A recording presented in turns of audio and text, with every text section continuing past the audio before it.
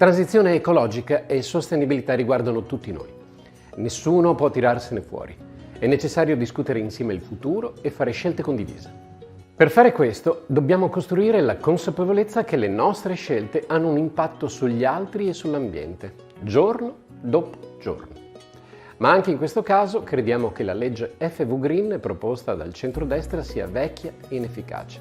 Si parla di un sito, ma voi andreste su internet solo per leggere piani di centinaia di pagine comprensibili solo agli esperti? E poi sono previste campagne di informazione che quasi sempre si limitano a qualche volantino, cartelloni o spot pubblicitari che si sono dimostrati inefficaci nel produrre un cambiamento. Noi proponiamo che sia la Regione a raccogliere e promuovere le buone pratiche di collaborazione tra cittadini, produttori e amministratori locali.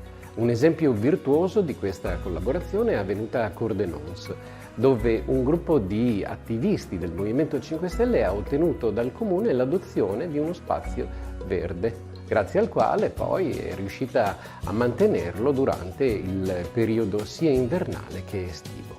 Vogliamo un cambio di passo nel rapporto tra cittadini, mondo del lavoro e imprese, per arrivare alle scelte e ai comportamenti individuali. Intraprendiamo un percorso di crescita che faccia bene a tutti, adesso e nei confronti delle generazioni future.